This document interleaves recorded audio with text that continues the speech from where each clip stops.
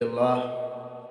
الحمدللہ رب العالمین والصلاة والسلام علی سید الانبیاء والمرسلین اما بعد فاعوذ باللہ من الشیطان الرجیم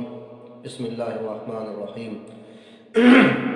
وبالوالدین احسانا وصدق اللہ مولانا العظیم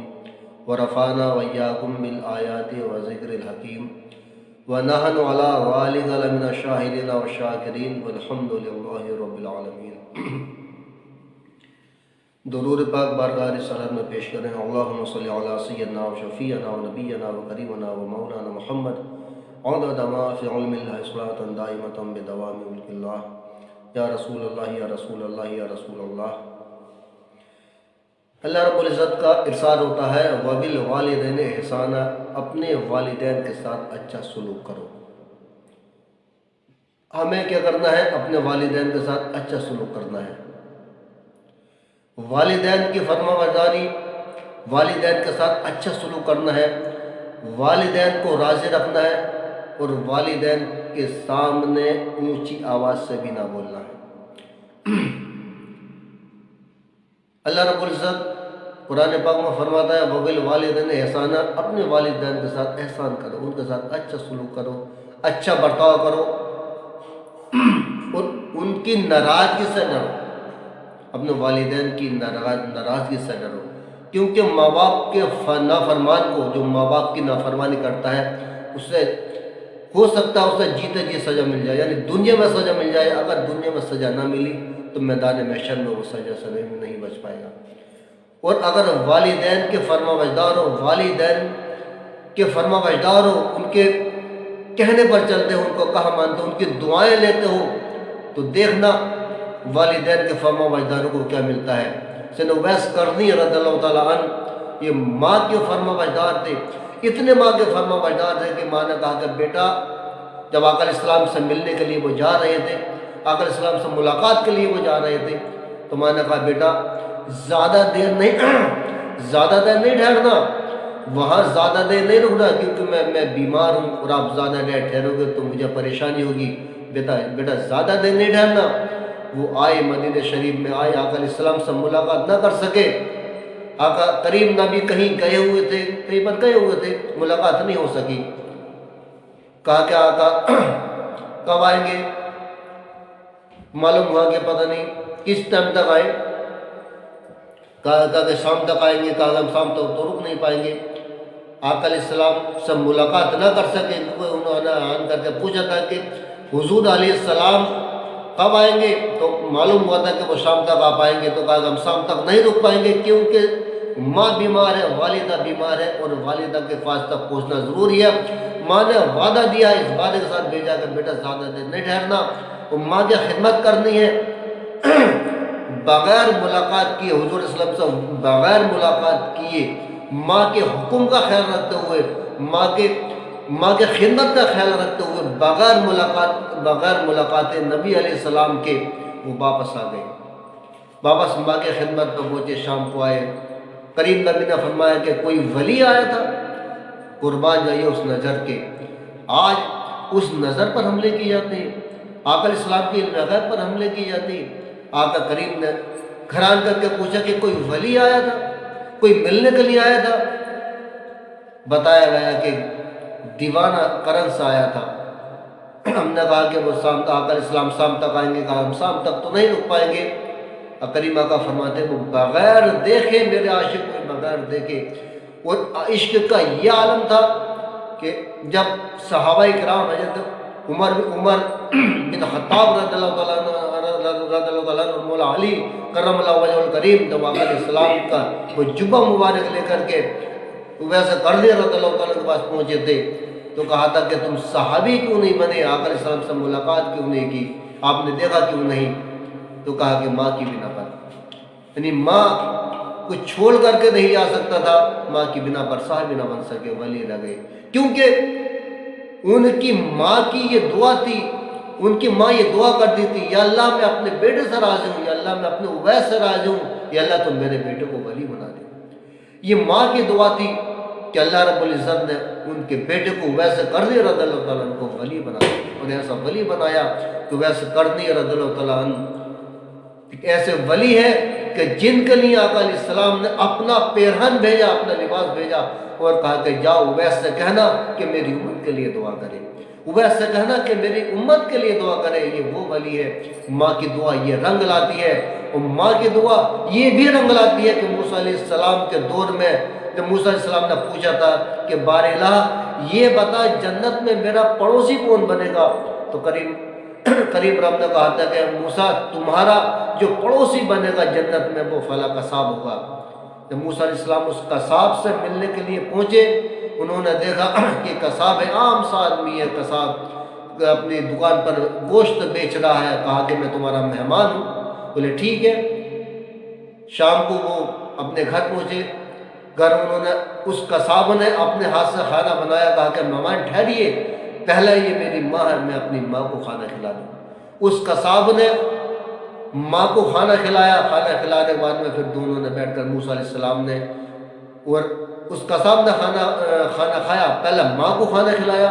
پھر مہمان کے ساتھ موسیٰ علیہ السلام کے ساتھ اس قصاب نے کھانا کھایا۔ کھانے کے بعد موسیٰ علیہ السلام نے دیکھا کہ ایسی تو کوئی بات نظر نہیں آتی، کہ اس کا کوئی ایسا تقویٰ بھی نہیں ہے، ایسی پرہیزگاری بھی نہیں ہے، ایسی عبادت بھی نہیں ہے جس کی بنا پر اللہ رب العزت نے فرمایا کہ یہ میرا پڑوسی بنے گا۔ موسیٰ علیہ السلام کے لیے بستر لگا دیا گیا، موسیٰ علیہ السلام اپنے بستر پر تشریف فرما ہو گئے، قصاب اپنے بستر پر سو گئے۔ موسیٰ علیہ السلام نے دیکھا کہ رات کو یہ قیام بھی نہیں کرتا، پھر کیا وجہ ہے؟ موسیٰ علیہ السلام نے دیکھا رات کو، موسیٰ علیہ السلام کی رات کی تنہائی میں موسیٰ علیہ السلام نے دیکھا، غور کیا کہ وہ ماں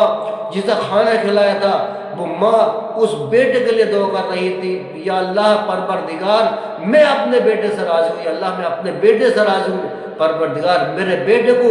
جنت میں موسیٰ کلیم اللہ کا پڑوسی بنا دے۔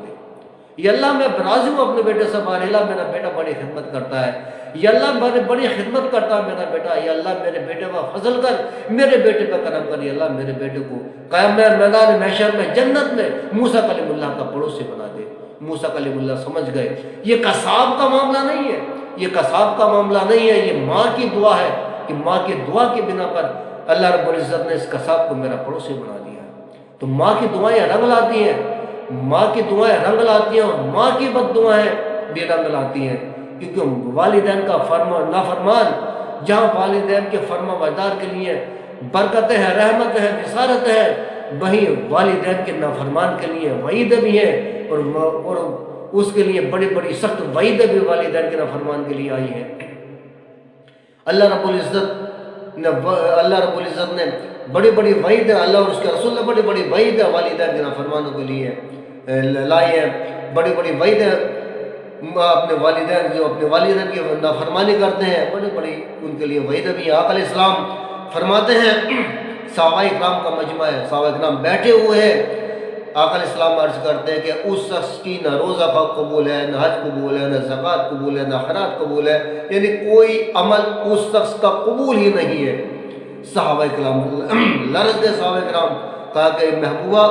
یا رسول اللہ برداشت سے بتا دیجیے وہ بدبخت ہے کون جس کے نہ نماز قبول ہے، نہ روزہ قبول ہے، نہ حج قبول ہے، نہ زکوٰۃ قبول ہے، وہ ہے کون بدبخت؟ آقا علیہ السلام نے پھر فرمایا اس شخص کی نہ روزہ قبول ہے، نہ حج قبول ہے، نہ زکوٰۃ قبول ہے، یعنی کوئی عبادت قبول ہی نہیں۔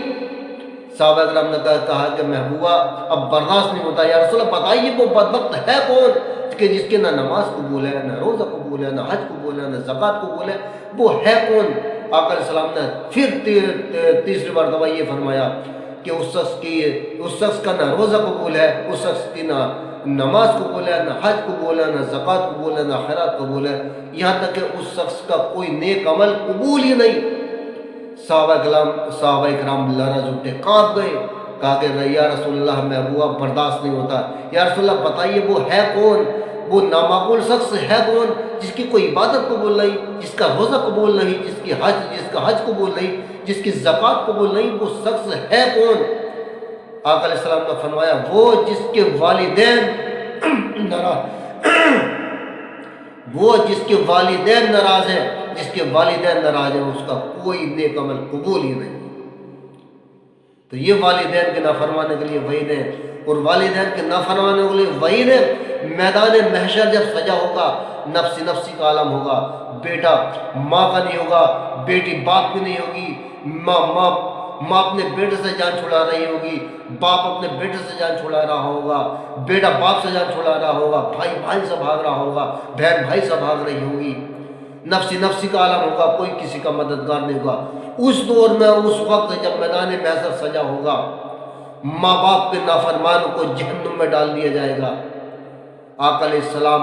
ان کی چیخ و پکار سنیں گے، بارگاہ رب العزت میں عرض کریں گے، بارے لا پروردگار یہ میرے امتی ہیں، یا اللہ یہ میرے امتی ہیں، پروردگار یہ میرے امتی ہیں، گناہ گار ہے، شیعان بدکار ہے یا اللہ، لیکن میرے امتی ہیں یا اللہ، لیکن ہے تو میرے، بارے لا بخش دے انہیں بخش دے۔ رب فرمائے گا محبوب ان کے لیے تم شفاعت نہ کرنا، پیارے ان کے لیے نہ کہنا، ان کے لیے شفاعت نہ کرنا، ان کے شفاعت کے لیے مجھ سے نہ کہنا۔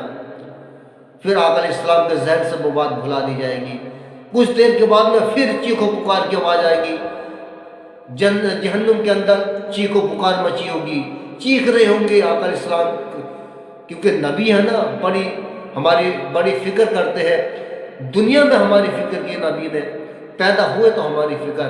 دنیا میں رہے تو ہماری فکر، معراج میں گئے تو ہماری فکر، موت کے وقت ہماری فکر، قبر میں ہماری فکر، حشر میں ہماری فکر، جنت میں ہمارے لیے،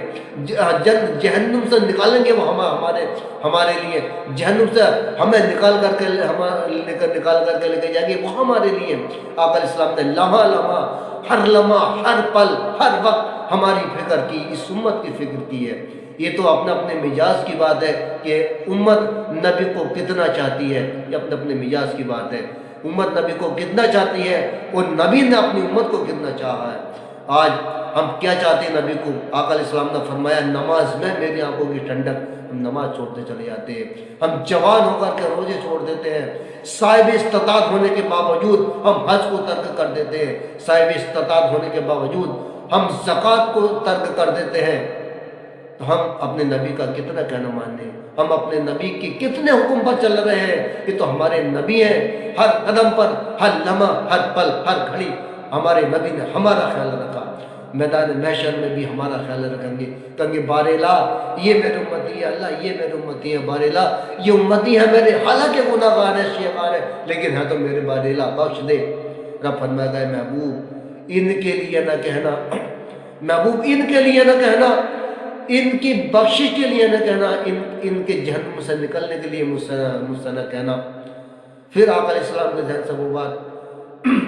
بھلا دی جائے گی، کچھ ٹائم کے بعد میں پھر چیخ و پکار آئیں گے، پھر جہنم میں چیخ و پکار کی صدائے بلند ہوں گے، چیخ رہے ہوں گے۔ آقا علیہ السلام پھر بارگاہ رب العزت میں عرض کریں گے بارے لا انہیں بخش دے، بارے لا یہ اپنے گناہوں کی سزا پا رہے ہیں، بارے لا اپنے گناہوں کی سزا پا چکے، بارے لا یہ جہنم میں جل رہے ہیں، ان کا جلنا نہیں دیکھا جاتا، اس لیے تو کسی شاعر نے کہا تھا کہ دوزخ میں تو کیا میرا سایہ نہ جائے گا، دوزخ میں تو کیا میرا سایہ نہ جائے گا، کیونکہ رسول اللہ سے دیکھا نہ جائے گا، اور جنت میں وہ رسول ہمارا نہ جائے گا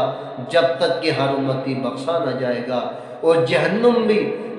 بھی ہم کو دیکھ کے گھبرا کے کیا اٹھی، ارے یہ تو عشق محمد ہے، جلایا نہ جائے گا۔ آقا علیہ السلام فرمائیں گے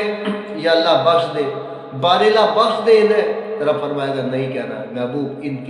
کی سفارش نہ کرنا، ان کی شفاعت کے لیے نہ کہنا، کیونکہ یہ وہ لوگ ہیں جنہوں نے اپنے والدین کی نافرمانی کی تھی، یہ وہ لوگ ہیں جن کے والدین ان سے ناراض تھے، یہ وہ لوگ ہیں جن کے والدین ان سے ناراض تھے اور یہ اپنے والدین کو راضی نہیں کیا کرتے تھے، اگر ان کے والدین انہیں بخش دیں تو میں بخش دوں گا۔ آقا علیہ السلام ان کے والدین کے پاس جائیں گے، ان کی ماں کے پاس جائیں گے، ان کے باپ کے پاس جائیں گے، کہیں گے لوگوں تم اپنی اولاد کو بخش دو، اپنے بیٹوں کو بخش دو، اپنے بیٹوں کو معاف کر دو۔ وہ کہیں گے یا رسول اللہ ہم آپ کے ہیں، یا رسول اللہ ہم آپ کے غلام ہیں، یا رسول اللہ ہم آپ کا کلمہ پڑھتے ہیں، یا رسول اللہ آپ کو سراتے، آپ کو مانتے ہیں، یا رسول اللہ آپ کی ہر بات مانتے ہیں، لیکن یا نبی اللہ آقا ان کے لیے ہم سے نہ کہنا، ان کے لیے ہم سے نہ کہنا، کیونکہ یہ لوگ جب ہم دنیا میں تھے یا رسول اللہ یہ دنیا میں تھے ہم پڑے پڑے تڑپتے رہتے تھے، کبھی ہم کمائی کو تڑپتے تھے، کبھی ہم دیدار کو تڑپتے تھے، کبھی ان سے بات کرنے کو تڑپتے تھے، کبھی ہم ٹھنڈ میں گرم کپڑوں کو ترستے تھے، کبھی ٹھنڈ میں ہم گرم رجائی گدوں کو لحاظ گدوں کو ترستے تھے، کبھی ہم دوائی کے لیے تڑپتے تھے، کبھی چارپائی کے لیے تڑپتے تھے لیکن یا رسول اللہ یہ ہماری نہیں سنتے تھے۔